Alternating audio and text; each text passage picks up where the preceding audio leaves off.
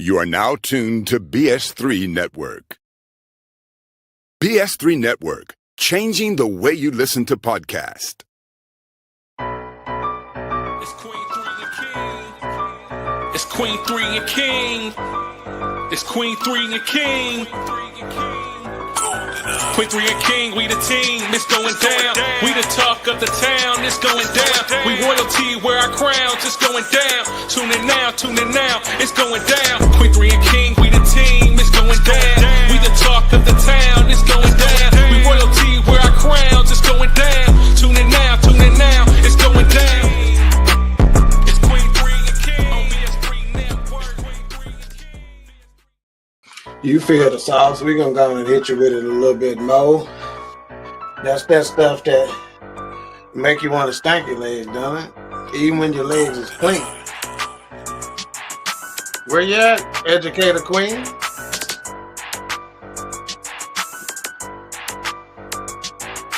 I can't hear you. You can't hear us. All right, unmute yourself, Mr. Pastor. Bless up, man. There you go. Y'all hear me? There you go. Yes, sir. We got you now. All right. Today's episode, Daddy Issues, with special guest Pastor Lynn Harper. I'm not even gonna get into why and what that's about. We'll talk about that on after introductions. We got which we'll go ahead and move into. First of all, we are live on Roku TV. Search BS3 TV. Download today.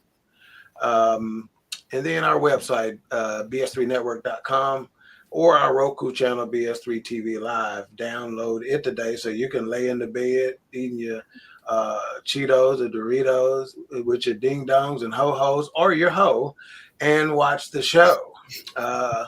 For our YouTube viewers, please click the like button, subscribe, and hit that notification bell. All right, we'll start with introductions. We will go with the only queen that is present. Hopefully the baby queen and the seasoned queen will join us a little bit later, but if not, we got it.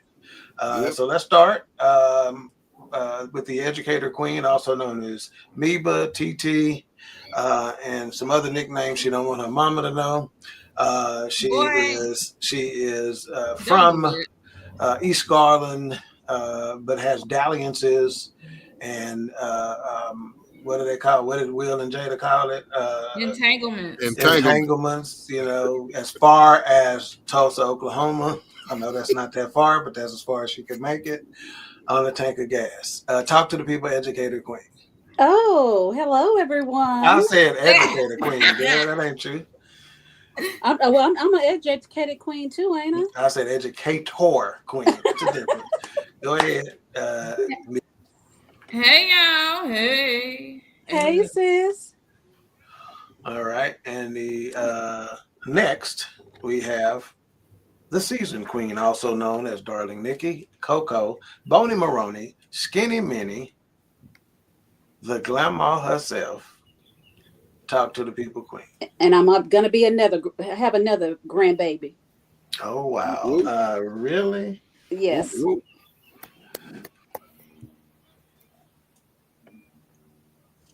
Children's is a blessing. Nika, that was my same look. Children's is a blessing. You know what I'm saying? Children's is a blessing. Huh? My bad. I didn't mean to laugh at that. That's my nephew, but if he was sitting right here, I said, boy, you couldn't bust a grape in a fruit factory with a fat lady on your back. He told the mama that today that he waiting to get a girlfriend. I don't blame him. Me too. Since I got a wife, I'm waiting to get a girlfriend. That's just jokes, baby. You know it. She's sitting in the bed watching, working right now. I am sorry. I'm just showing out for Pastor Harper, And speaking of, we got Pastor Lynn Harper here. Talk to the people, Pastor. What it do, family? Glad to be back for my second round, hanging out with King 3 and Queens. It's a blessing, Queen 3 and King. It's a blessing to be here. Excited about it, man. Looking forward to the topic. Yes, sir. And for those of you who don't know, Pastor Harper and I hit it off very well. We speak at the same men's conference year after Oh, year. okay. And, we just hit it off, just some real conversation. For those of you who know me, you know that realism is super, super important, Mm-hmm. and being grounded no matter how high. What the song say? No matter how high I get. So regardless, and real grounded, and he came real, so needless to say, we are connected in a supernatural way. Yes, sir. Hopefully before too long. It is my fault that we hadn't moved further down this road, but hopefully before too long he will be in the BS3 network family with his own podcast. Oh, all right now. And the devil told me don't help him because he's gonna come take over and win all the awards from me. But I can't listen to that devil. You good, Pastor? Stop it. Teamwork make the dream work, baby. Make the dream work, don't it? Yes, sir. Yes, sir. All right. So you want to tell a friend to tell a friend to tell a friend, because this topic is hot. So I'm gonna start with the season queen. And get some initial thoughts. What did you think of when you hear the phrase or words "daddy issues"? Your daddy. Period. Okay, that's it. For me, it is because that's the first thing I thought of. Okay, all right. In what sense? And what sense? He wasn't there and present in our lives. Okay, that's for real. All right, and you say it in whence. You was about to say whence, from whence he came. I never thought about the origin of that word, but maybe it is what sense makes whence. I don't know. I'm just kidding, but ain't nobody taking that as a joke. It's just a flub of the tongue. All right, Mika, daddy issues. What do you think of when you hear the phrase words daddy issues? Now that I remember the topic. You see what I'm talking about, Pastor? That's why I don't want to let your show go. Because she said, now that I remember the topic, and we 7 minutes into the show. What the hell? She did that now. Thank you, Lord. Because I told Alicia a while ago at her house, I don't even know what the topic is. But when I think of daddy issues, I think of a trickle-down effect. Okay. And how if a person has daddy issues, it can affect different relationships in their lives. Okay. That's right. All right. Pastor, when I first shot the topic over to you, daddy issues, what came to mind? Yeah. I when I hear daddy issues, man, for us as African Americans, I think of the foundational problem for most of our societal issues over the last 30, 40, 50 years. Most of the stuff that we see publicly that, has become a blight on our community, has become a pain that we deal with generationally. If you look at all the stats, the majority of them point back to daddy issues. Wow. Yeah. So for me, I saw this video. I can't remember if it was on Facebook or YouTube video or whatever. And we'll play it here momentarily. This video resonated with me and the brothers that I'm kind of connected with. And so I'm like, we got to do a show on this because this is a real deal, And it just hit me probably yesterday that daddy issues was the topic. However, when we hear the term daddy issues, most of us think from a female perspective. We've all had the term, oh, she got daddy issues, right? Some jokers, Pastor, if we keeping it real, look for them with daddy issues, don't they? Yeah. Right. Easy to manipulate, man. Yeah. They look for them with daddy issues.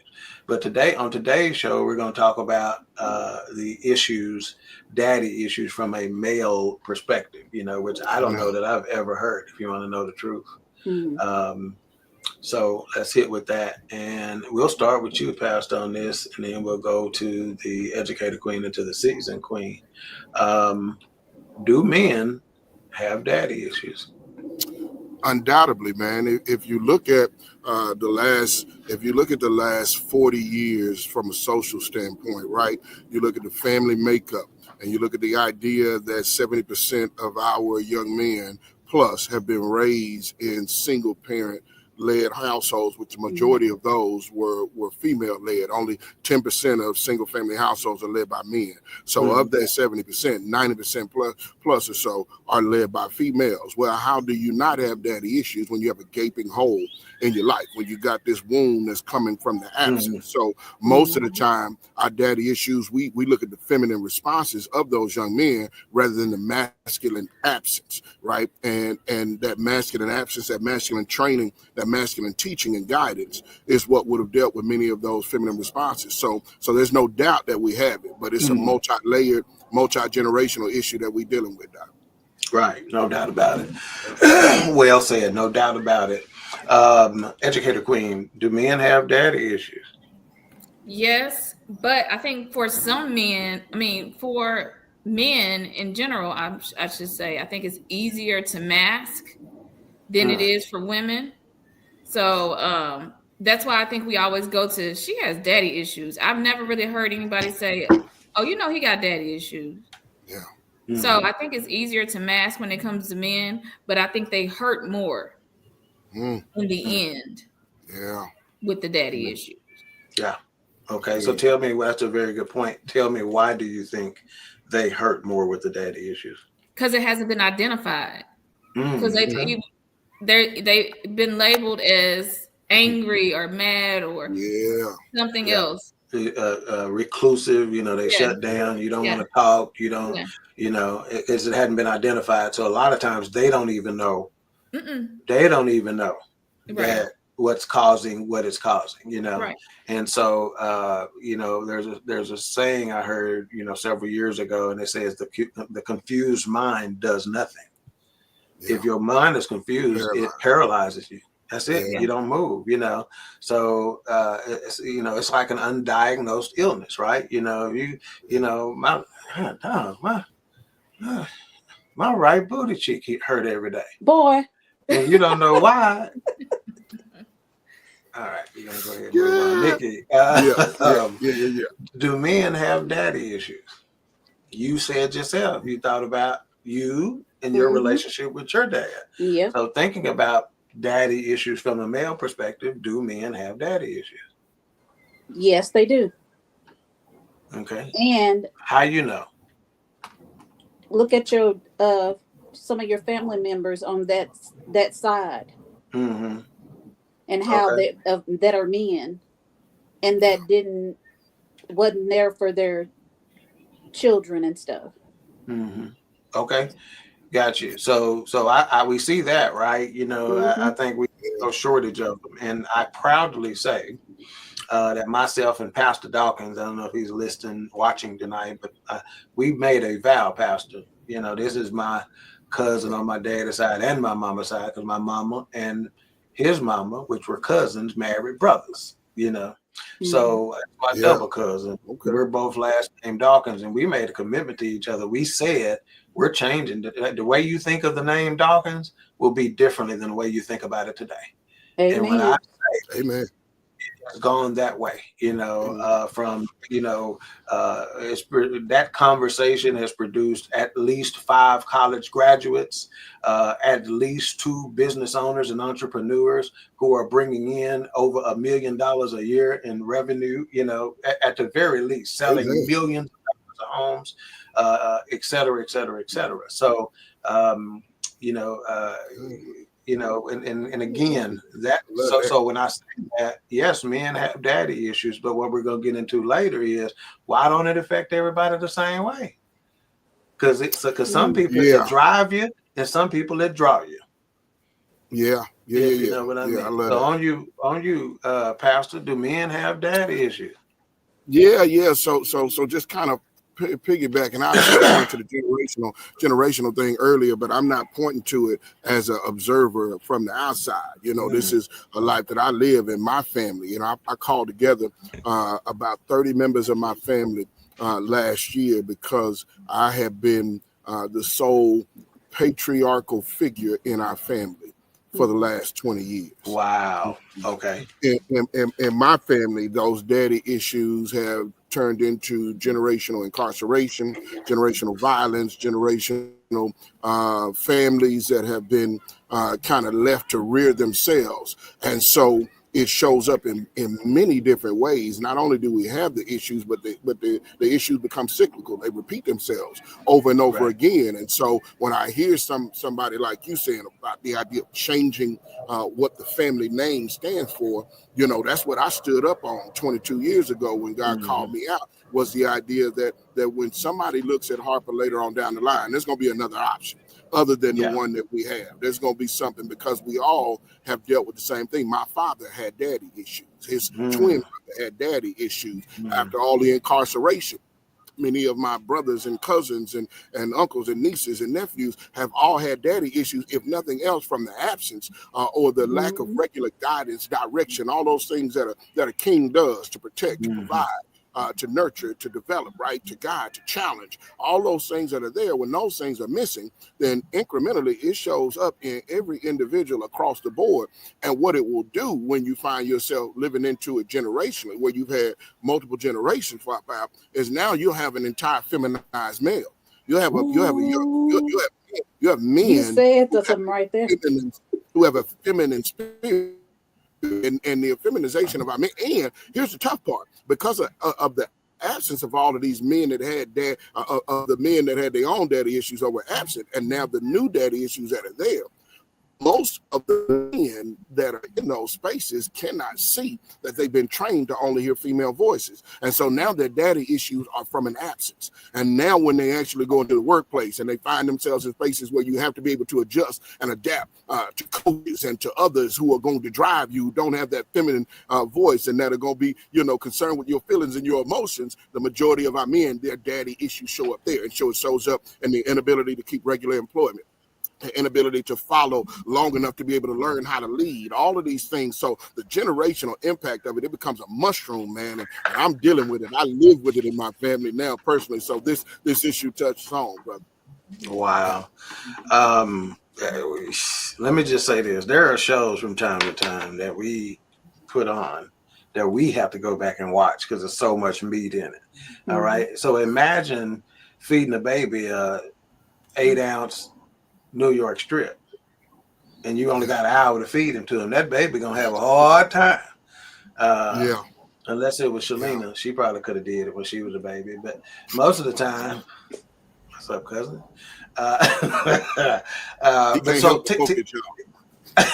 So tell me this, Pastor, because you talked about the incarceration aspect, and I believe on the last show and at the last minutes conference, you said something about the number of hours of incarceration. I can't remember if you were talking about that within your family or within our community. Just talk about the hours of incarceration right quick.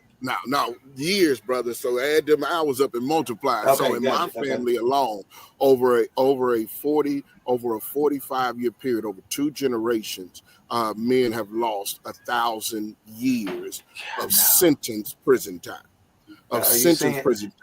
Do y'all hear that?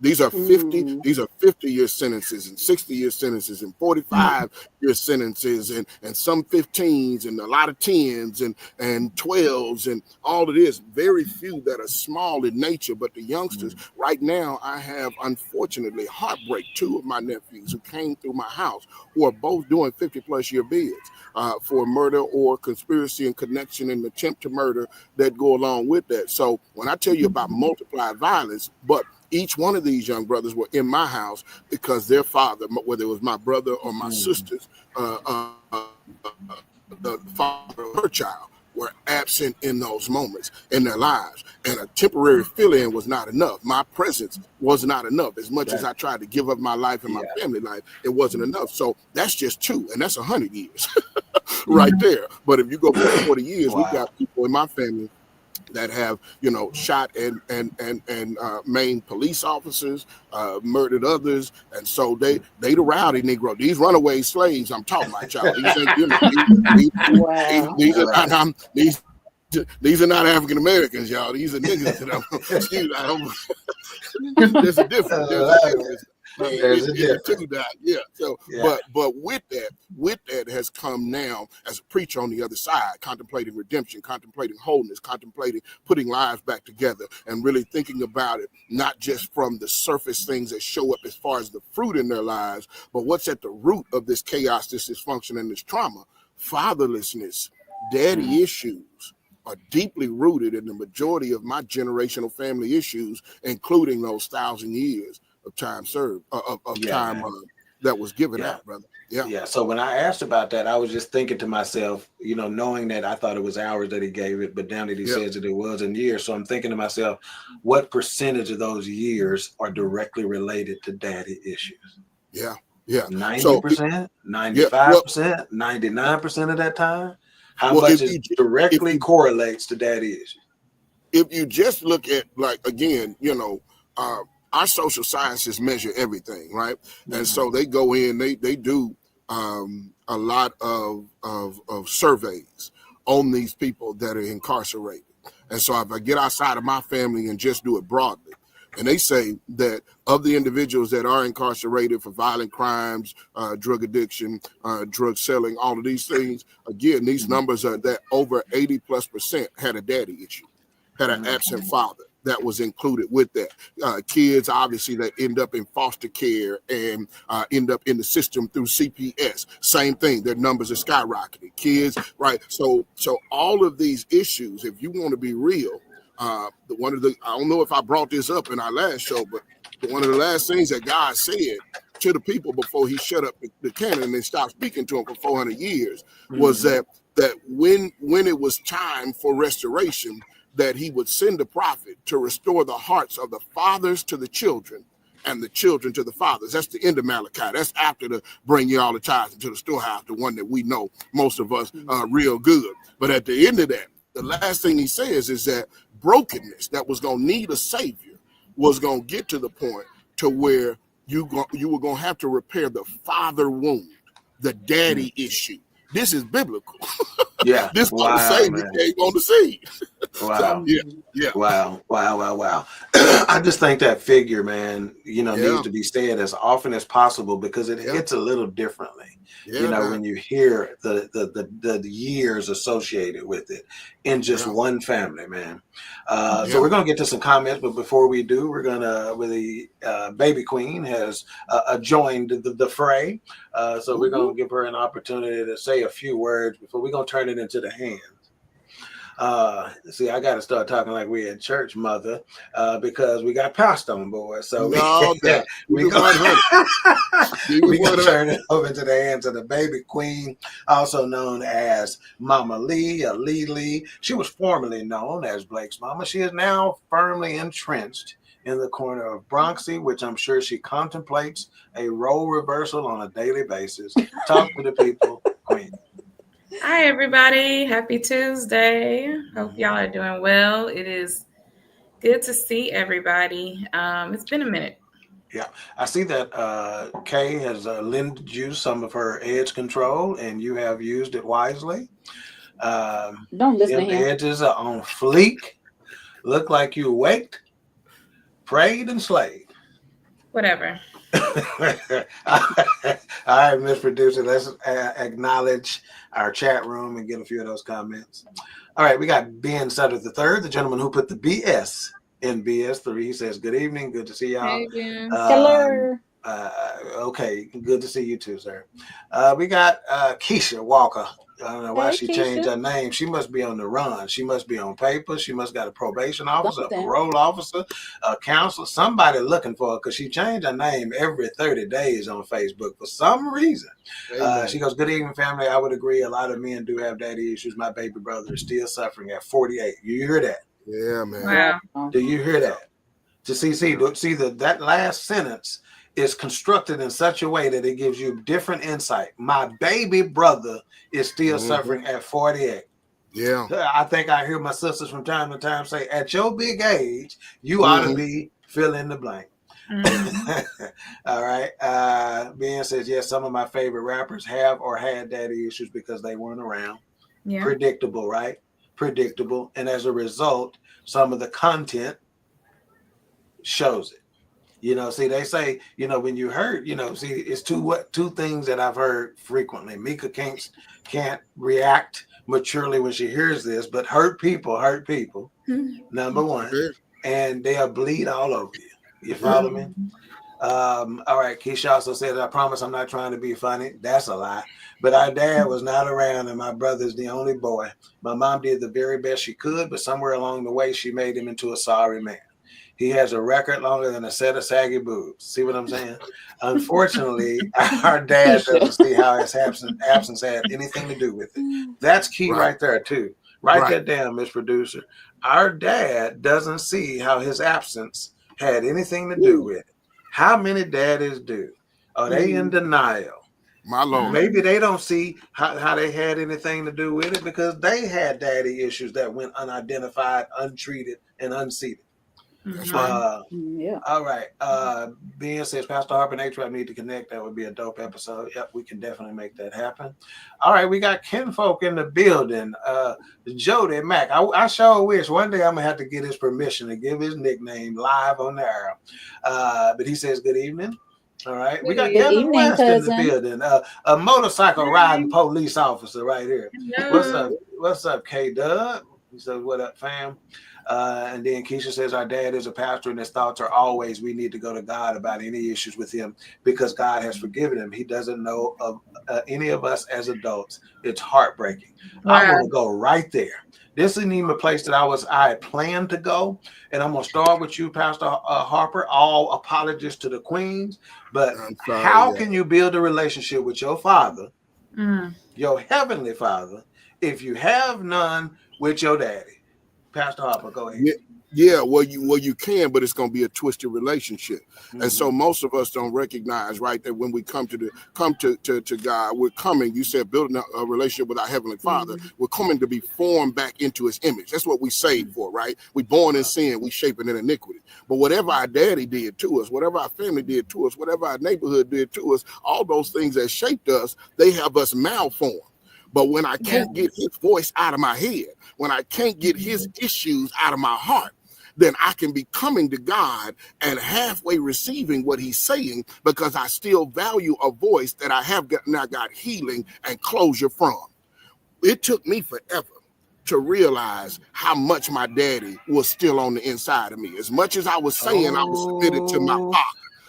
That's something right there too. I was preaching it, Doc. I was talking it. I was saying I was submitted to my father, but my daddy's voice was still in my heart and my head.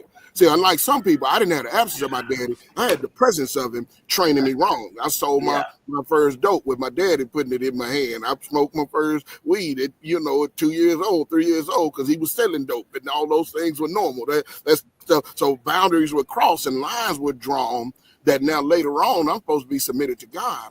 But my father, I'm made in his image, and I'm trying to decide between the two. And here's the problem with a pastor and a person that won't deal with that thing once you have grown.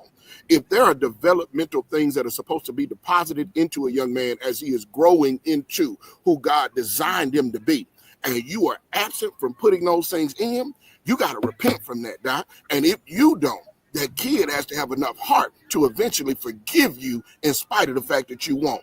And it's been a journey. I'm talking to y'all about some of my own pain, some of the things that I've had to deal with, because I had to get over the fact that my daddy was never going to say he was sorry. My daddy was never going to admit to the pain that he had caused. And I've had the bullet pulpit. I've been able to talk to him from the standpoint of even being in position as his pastor and talking about the multiplied effects, some of the same stuff that I'm talking about. And even though we can look at generational chaos that was set off from one person not being in place, because the pain is so heavy, it's hard for him to say, yeah, there were things that I could have done better. And I apologize. No, matter of fact, that man shot at me with a BB gun when I got too deep on him one more time. He told me to get the hell off the property. Hey, he wasn't gonna shoot his real gun, but that big pulled out his BB gun with that airfire. Bow, busted and get your hell off. So hey, I'm just telling you, he was a little rowdy because it's too much. It's too much when you can't see how to heal from your own wounds. It's too much to see how you're supposed to be able to help somebody else heal from theirs. So those hurting people keep the cycle of hurting people going. Yeah, man. And you find me at the intersection of laughter and tears, man, because it is so heavy, man. It is so heavy. And so, again, I'm just going to tell you like this. Me and Harper, we ain't the kind of people. Some of my best friends, we ain't the kind of people that's going to use no excuses like that. It's the truth, but I'm not, we ain't finna, so don't get it twisted. This is not an excuse forum. This is not a setup for jokers to go and use this as another form of manipulation in other relationships. Well, I didn't have my daddy, and I don't know. I didn't really mean to hit you, but I can't help it because I saw my daddy. This ain't that. No. So don't get it twisted. But when I say, like the vision that I'm getting, Queens, just imagine Pastor Harper, Pastor Derek Smith, John, Andre Jones on a topic like this. You understand what I'm saying? Every time Pastor's on, there's a part 2 because there's so much depth to it. There's so much meat to it. We can't get it all off the bone. Kevin West says, I was a single parent raising boys, and my oldest still ended up going to prison last year. Wow. And I'm going to tell you like this. I sat and got a front row seat of Kevin West raising his boys. And I was there. I'm not just talking about we just saw each other at the church. I've been to the crib. I done been over there lending a hand to his raising. And it was inspired by the fact that he was raising his boys on his own. So I understood the struggle with that, So, hey, appreciate you, Brother West, man. Keisha said, please have a part 2. That's it, Brother Preacher. He will not say, I'm sorry. I know I need to watch this episode again. I'm trying to stop crying. Can somebody please tell a joke? Hey, I'm telling you, I'm at the intersection of tears and laughter, man, because, that's just the way we built. But one of the things I was thinking about with Pastor Harper, because of what he went through, and he's telling more of his backstory, it was so necessary. But imagine how powerful he can be to the streets with his story. Right now, there's a relationship with the streets that some pastors just don't have because they done been saved their whole life. They've been preaching since they were 10. You follow me? So hey, I'm telling you right now, Pastor, you went through it for somebody else. Everything you went through didn't have anything to do with you. Some of it had to do with you got to go through this because I need to put something in you that allows you to relate and to be able to address an issue. If that thorn had not been in your side, you can't tell how it hurt, where it hurt.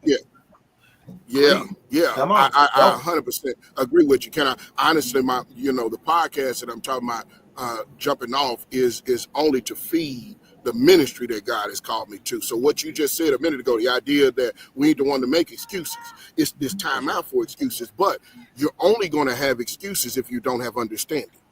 If you don't actually understand the way you were built, then you don't understand what you need for your rebuild.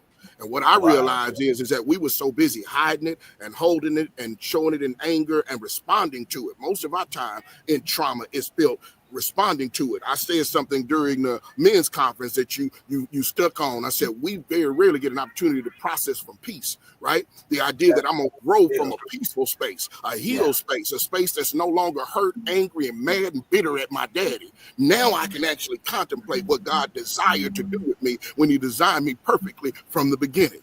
I want to help young brothers that have gotten lost in their way find that. I want to help develop an unchained brotherhood. That's the name of my men's ministry that I want to launch. So this is the other side of it. But you got to tell some truth. You got to sit in some hard realities. You got to mourn a little bit. One of the things I've said before, and I'll say it again, it's my stick, and I hope I ain't taking too much time, Doc. No, that's what you cannot, man. You cannot mourn what you do not measure, and you cannot move what you do not mourn. And so because we are not measuring correctly the brokenness that has happened to our people and how it has actually affected them from a mental, spiritual, emotional, social development standpoint, all of the above, and put those together, then I can't mourn it properly because I'm just looking at them like, Negro, you need to grow up. You 48 years old, you know, you 52 years old, you 30-something years old, you 28, whatever that age is. We think because he that big age, you need to move on. But because he does not understand what's going on with him, he ain't measured it himself. So he ain't going to be able to mourn it, and he ain't going to be able to move it. And somebody's got to walk you through that journey to help you see yourself clearly so you can regain the full image of God that's supposed to be walking in power. And if we tell young brothers that what they're missing out on is not what we're taking from them in this idea of holding this right, restricting you from the things that you want, but rather that I'm going to help you restore the strength and the power you were meant to walk in, it's a whole bunch of brothers. I'm already talking to them in barbershops and on blocks, Doc, who can receive that message. And I want to expand that as large as I can, because most churches, most pastors, most preachers, as you said, they can't see that. They have a corrective lens rather than an empowering lens. And when you're dealing with a people that didn't have something put in them, they don't need correction. They need training. They need development. They need growth. They don't need you just riding out on them because they done already felt the guilt. They done already sat in that, and they had to get rid of the shame just to survive, Doc. So in this space, they need instruction. They need direction. They need guidance. And they need a mercy and a grace that God gave me, so that I can turn around and give that to them as well on an equal footing. Wow, man. And he said, if you don't understand how you were built, you don't know how to be rebuilt. No. You know, Lily, you can relate to this, right? You had a water damage. Some stuff had to be torn out. Guess what? Long before that, we knew a contractor is going to need to see how this was built. So we're going to take some before pictures, some during pictures, and some after pictures so he can understand, okay, now I understand how this was built so I can rebuild it properly. And guess what? When he rebuilt it, not only did he rebuild it properly, he rebuilt it better. You understand? So some practical application. Ladies, y'all have anything that y'all wanted to add about that, the relationship with God, or comment on anything that Pastor Harper said? I don't know what to say. Thank you. It's like Tyson. I don't have anything to say to add to that. I feel like Trevor Burbick when Mike Tyson knocked him out. He's look at here. He's slobbing. He peed on himself. He farted. It hurt. Hey, it's just strong. Yeah, didn't she? It's just strong, man. I mean, I'm taking notes on it, man. You know, he talked about, you know, my dad is still inside of me. I'm trying to get it out. I don't even understand that, you know. And as much as I want to deny it, I ain't like that nigga. I'm just like that nigga. Yeah, you know? Right. Yeah. Is. You know, it's like you ain't like that nigga. Anger. And then I have, you know, men even built to say I'm sorry. You know, man, it's so much, man. It is so much. You really need to have time to absorb it, man. Okay, let's just hit this one. And let's start with the season queen, and I want you to give, you know, just your perspective on this and whatnot. Does the type of relationship boys have with their father affect the kind of fathers they are? Yes. Okay. Why do you think that's the case? Because I've had a lot of guys that came, well, as I was dating and stuff, that men that came across, they had a whole lot of daddy issues. And they got, I didn't, you know, you have to know how to I didn't know how to do that, you know. Navigate. Navigate it, because it was just too much. Lily, does the type of relationship boys have with their father affect the kind of fathers they are? Absolutely. And I can just talk from a standpoint of watching Brandon. You know what? If you didn't, I was gonna go there, because knowing his daddy, and what his daddy did and how his daddy moved and operate. Go ahead. I'll let you go. Absolutely. Just seeing him with the boys, it gives me a appreciation for his dad, because just a different level of appreciation for his dad because of how active he is, how engaged he is with the boys. His dad is still like that with Brandon today. It's the heart of gold, man. Mhm. Yeah, he's still like that with him today, and will do anything, will give his last for his children. Mm-hmm. And I see that every day in Brandon. That's like one of the biggest things that I always tell him. I'm like, I probably don't say it enough, but just the way he shows up for the kids every day. Yeah. It's just a blessing to have. You make sure you remember that when you're showing out, how he show up. Negro. Okay. Educated queen. Does the type of relationship boys have with their father affect the kind of fathers they are? Yeah, it can be positive or negative. Mm-hmm. I know several men who do not have their fathers. I know you do. Tig. I know you do know several men. Hold it, Mika. Hold it. Oh, thank you. You hear a pastor? Pastor must have missed this. He goes, I know several men. And I just said, I know you do. Go ahead. Don't do my sister. Baby, I will. Keep on.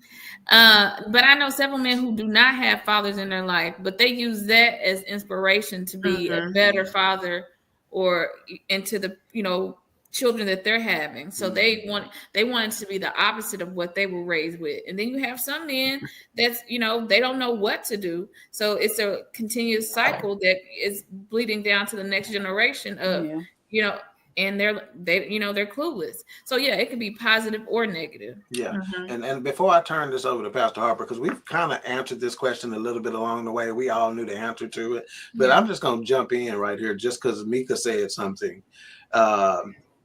that kind of triggered for me is that I was motivated to be a good dad.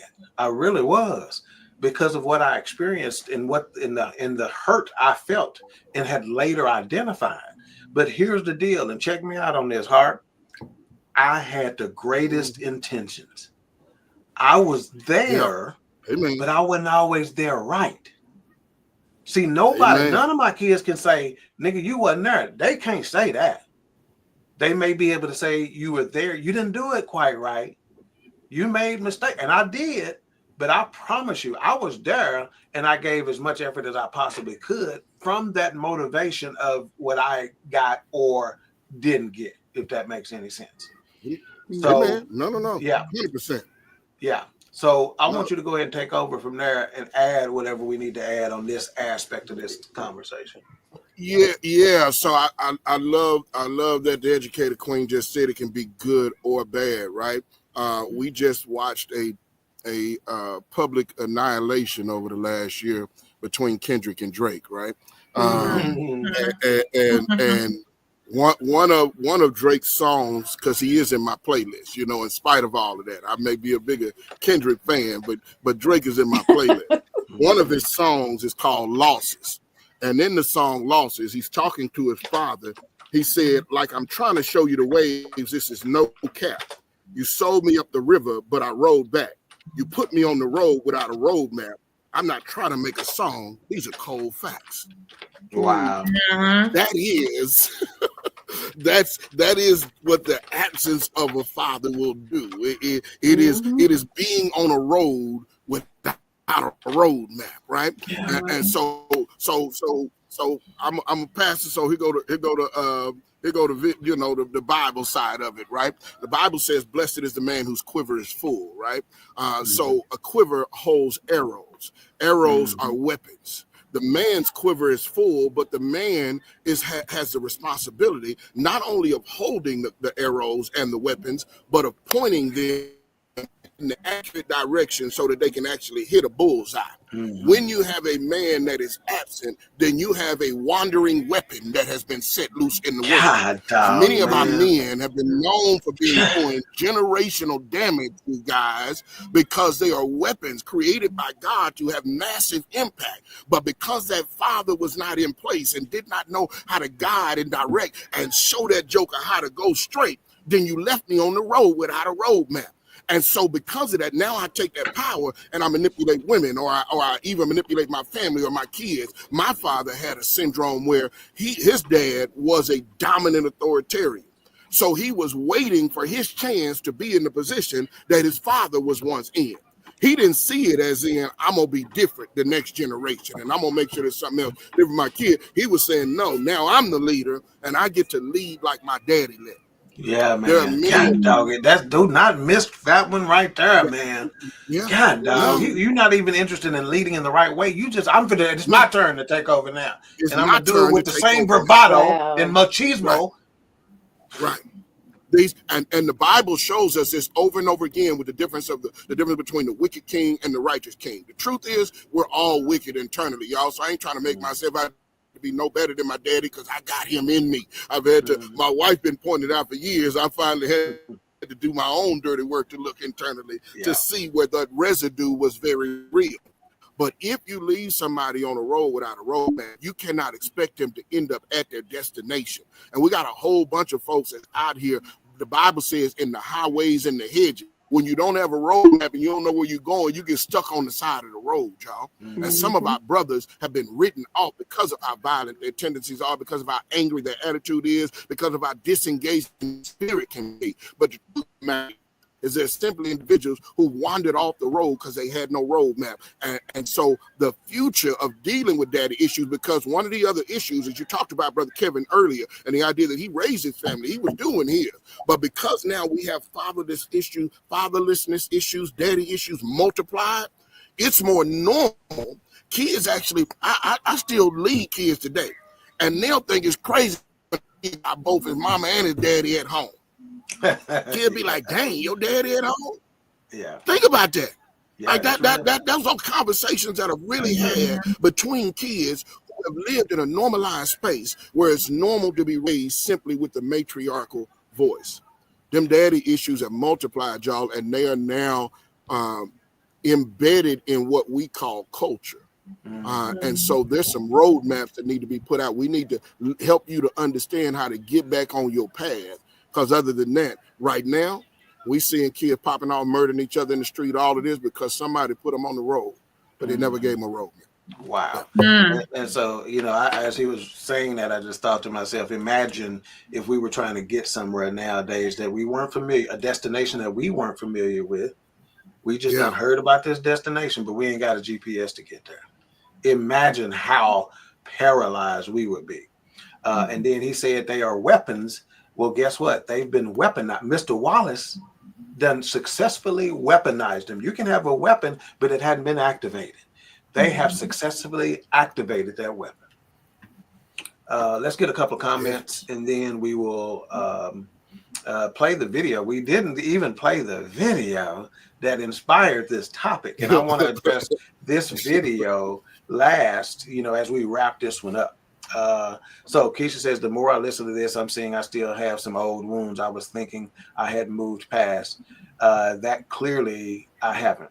We've all seen our mother go through so much with our dad, haven't we? So I know my brother is damaged. We all are. Thanks for this show, Brother Pastor Harper, Queens and King. Most definitely. It was obvious that it was going to be what it was. So now, we got Nene. What's going on, my neighbor? Go hug Courtney right now. Go hug him. You know he need a hug. Good to see you. Thank you for tuning in, man. Okay, got you.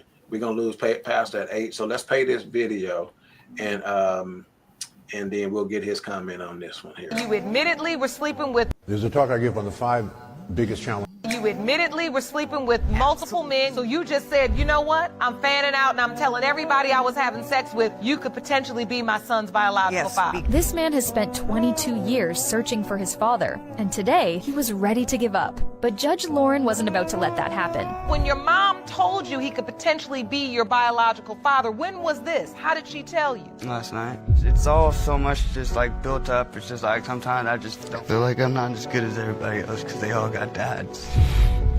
Don't ever feel like break that. Break my heart. Don't you ever feel like that. Do you hear me? Don't you ever feel like that. You are worth it. You are just as good. That's why we're here for you, because you are important and worth it. And whether we get the answer today or not, you still are worth it. man.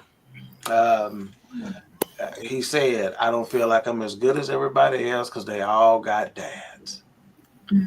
Harper, you got a little less than 10 minutes before you got to get out of here. So go ahead and give us that, man, and we'll cut you loose. Yes.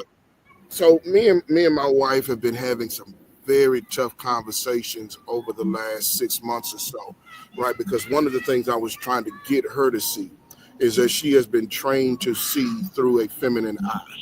With the absence of her own father and the absence of patriarchal leaders for multiple generations on her side, no different than on my side. The absence of the voice means that there's no value for the voice, right? And so it's not just that it's absent, it's that we don't actually understand the hurt that's caused by decisions like the one this mama made. Her and I have kind of talked through this thing, and as we were communicating, I was trying to get her to see, because she asked me a question one time. She said, "You don't think that your father is still determining some of the decisions that you make, that he's still in there?" I said, "Yes." I said, "But that's not the problem." I said, "I do recognize that. I'm working on that part, right?" I said, "But the issue that I see is that often most women cannot see a negative impact for these female voices that have determined mindsets that are toxic."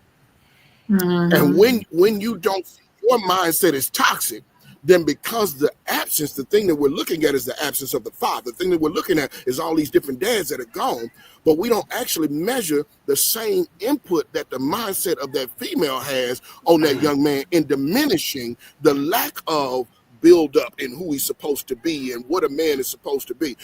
When we were coming up, and this is some of the things that sparked it. When we were coming up, there was always this idea that you're too militant for your kids.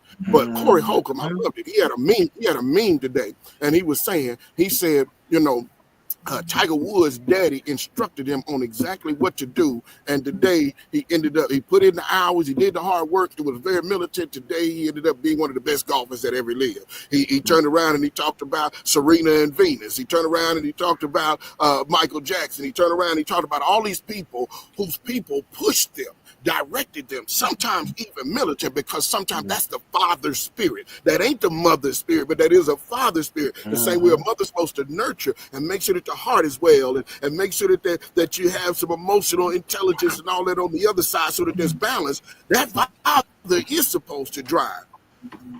When you have the absence of fathers that is consistent, then mothers will then undervalue the voice that is missing and not recognize that that is a part that God designed to be in that child's life. And a bunch of these daddy issues are not just because fathers were missing, but because mothers were dismissive of the fact that fathers were missing. And we've convinced ourselves we can raise them on our own and we can do it. We don't need no man and all this other stuff that is popular jargon today in our so-called culture that's really toxic to any rebuilding, restoration, and reformation of our family. So for us to solve daddy issues, it's to take men and women admitting that their absence and their presence have caused some toxic responses to our kids. And we need to be humble enough to bow at the altar and the throne of God and recognize he's the only point of rebuilding. Your way ain't right, my way ain't right, God's way is right. And we need to go back to the manufacturer. Just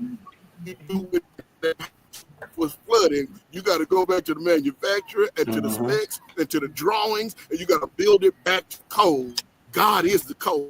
We done got lost on it. It ain't a man or a woman. Both of them can have daddy issues. Wow, man.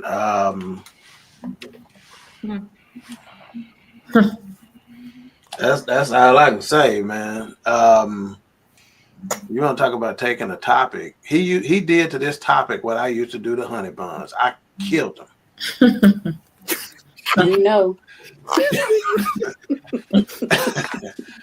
So, which is why he's here. And when I say I got so many notes for part 2, man, it's just not even funny. But when that kid said, I didn't think I was as good as everybody else because they all have dads. And I'm going to tell you right now, what kid wouldn't want to go bowling? What kid wouldn't want to go shoot fireworks? What kid wouldn't want to go to the arcade? What kid wouldn't want to go to the movies when they had an opportunity?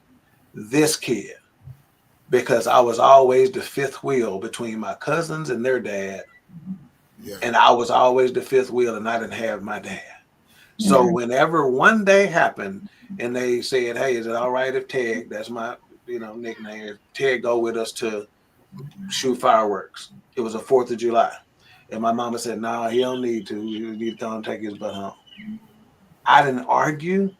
I didn't pout. I didn't say, oh, man, it didn't mean I was good. She basically rescued me and didn't even know she was rescuing me. Yeah, you understand what I'm saying?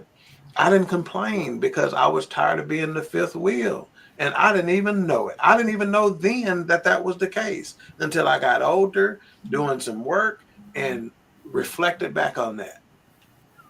So when he says, I didn't think I was as good as everybody else because they all had dads. Pastor, your final thoughts, man, and then we're going to get you out of here.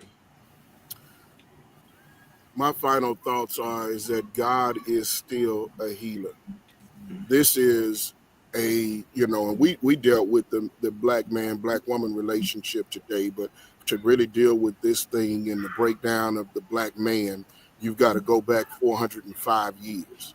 And you have to begin to look at the systematic onslaught that has been coming toward us to make our men more feminine, to take away authority and power, because the Bible says when you remove the strong man, then the enemy has an easier path to destroy the family, destroy the house. And so we have to begin to see this. I got excitement in the background. They on that seesaw. Some of us remember that. We can be on that seesaw. Sure. Yeah. But we have to recognize that we war not against flesh and blood, but against principalities and powers, rulers of darkness in wicked places. Confirmation. That's the word. Confirmation. When we see the young man that is wayward because of his fatherless and daddy issues, when we see that young woman that is off in the way she's raising her son, we got to recognize how much our people can't see. And we got to walk with a different type of grace, because if we truly going to do this, it's going to call for us learning to love ourselves and love people unconditionally, because that's how God did it. But the rebuild is possible, and I'm just excited about the future with what God is telling me I'm supposed to be doing, finally getting me off the plantation theologically and in all these other spaces and really seeing this is what he shaped me for in the beginning. This is why my path had to go this way. This is why I had to experience it and feel it before I could understand it and hopefully give somebody that direction and that roadmap that they didn't have when they were younger. So wow. God bless y'all, man. Hey, before I sign you off, let me just say this. Your love offering is coming as soon as I get out there. Number 2, them naked and afraid woods back there behind you, man. Be careful. You understand? I don't want to see you. Hey, I'm gonna tell you the truth. I'm a fan of naked and afraid. First off, yeah, hey, but I'm an outdoorsman, brother. So I want to teach our young. I want to get them out their comfort zones. I want to take some young brothers out in the woods. But we gonna get from me before it get too dark. Me and my daughter, she done finished taking her graduation pictures. All right, hey, love you, man. Love you. We appreciate it, man. Love you, brother. Thank y'all for having me, King and 3 Queens. Peace and blessings. Yeah. Thank you for having us. Thank you. Yes. All right. That's a lot. Because that last thing that he was talking about, I know it wasn't about girls, but it hit me differently. Yeah, that's part of it. And it's so difficult. What I was thinking is, it's so hard and it's so unfair. Yeah. But it's so true. Yeah. You know, as mamas doing the best they possibly can with what they got. And it's so hard to be critical of the impact that their rearing had on boys. It's so unfair. But in order to heal, you got to get out of your comfort zone. A wise man once said, until you become uncomfortable, you can't become comfortable. You must first become uncomfortable to become comfortable. If you're trying to lose weight, you got to do some uncomfortable shit. If you're trying to buy a new house, you got to do some uncomfortable shit. Mm-hmm. You understand? Until you become uncomfortable, you cannot become comfortable. So it's a hard conversation, and all apologies and all due respect to the mothers and the women that were trying to raise their boys the best they know how. Mm-hmm. But there's some deficiencies that exist, and we can't run away from that. It's just the way that it is. So until we get comfortable in that and being able to talk to each other, say, like, I'm not trying to demean you. I'm not trying to bash you. I'm not attacking you. I'm just talking about what we have in front of us now as a culture. So we got to be okay with it. That's why we can't heal from whatever this is, right? Same thing when it comes to racism and all the stuff we've experienced over the years. Are we really worrying too much about how the fuck they see it?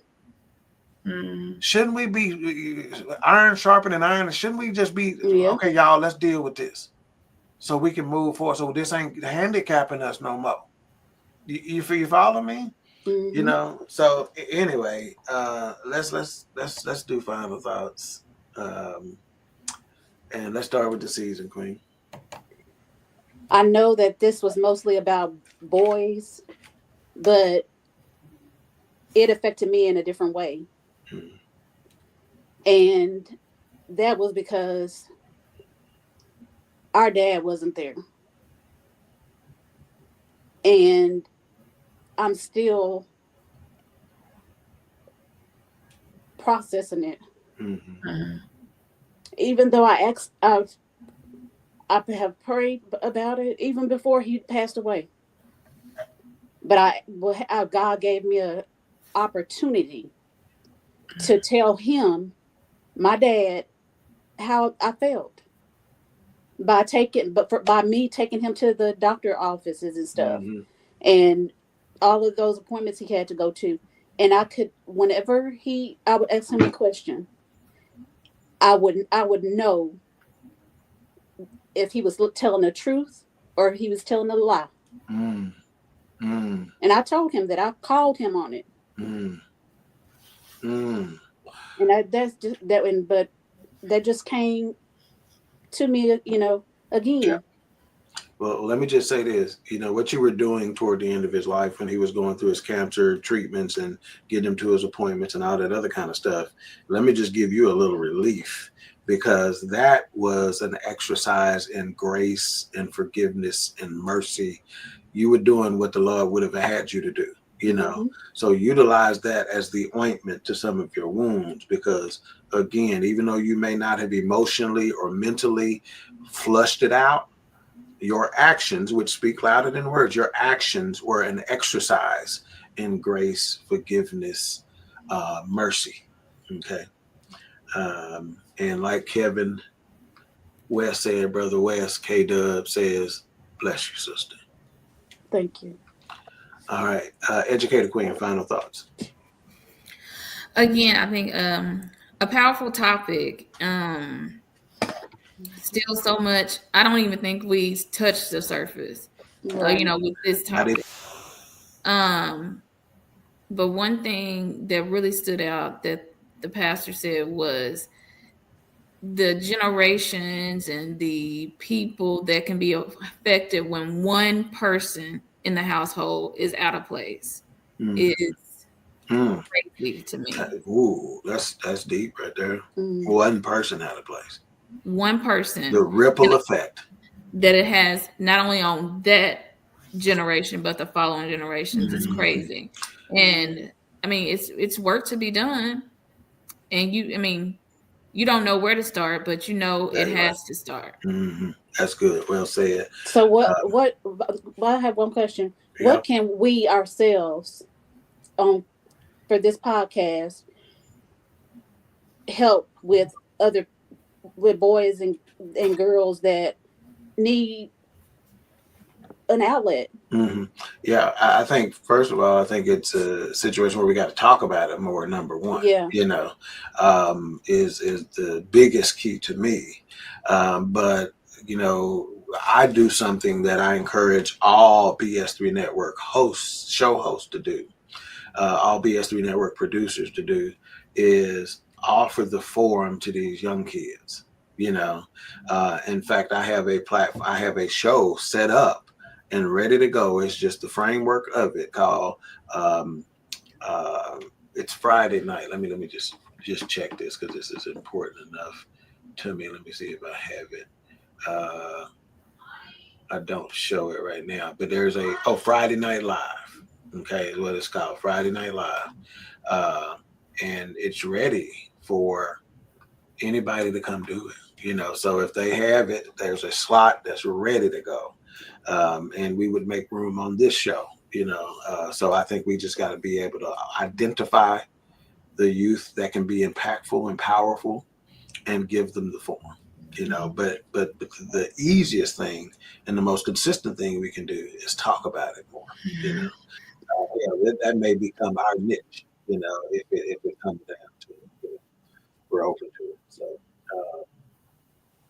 I agree because, like he said, to piggyback off Mika stuff, she talked about generations, and even himself, who has such a solid grasp of the situation, is still learning on a day-to-day basis how much of his daddy he got in him. So when it comes to that, if that's the case, well, how much does his daddy have his pawpaw in him, and his daddy in him? Right, and he says, he's the thing about just stop looking for sorry. He's like, I had to come to the realization, this nigga ain't gonna never tell me I'm sorry. So am I gonna let that pigeonhole me? Am I gonna let that paralyze me? Am I gonna let that place me? Okay, am I gonna let that pause me?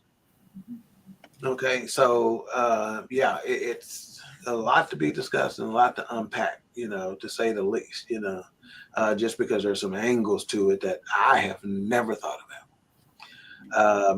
Baby Queen, final thoughts. Yeah, this is a great topic. A lot to process from it, but I think that it would be wise for us to just discuss this not only from the male point of view, but from a female point of view too, with mothers and motherless daughters, or whatever the case may be. So I think that this is one that I would like to see a panel of men, like you named 4 men, that I feel like would be powerful in talking about this. But just a really good topic. It's funny that we are talking about this because a close friend and I were talking this week about how so many adults are walking around unhinged, is the word we use. Unhinged, and it can be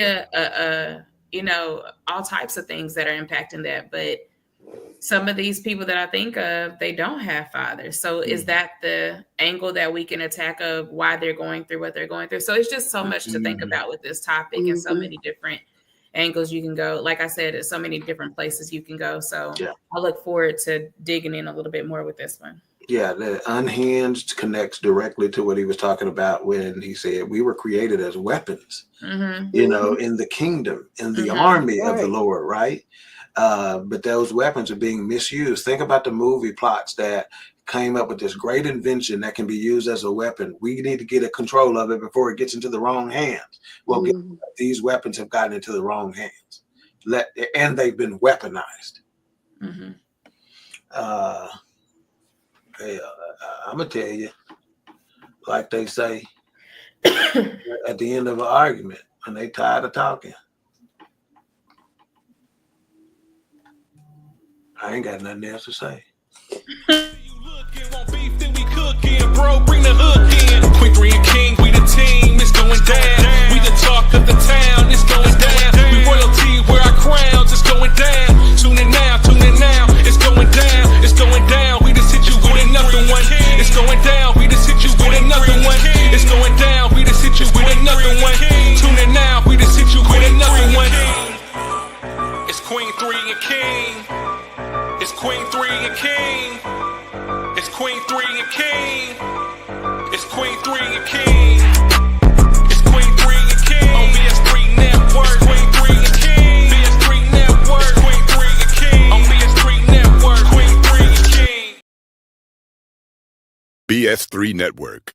Changing the way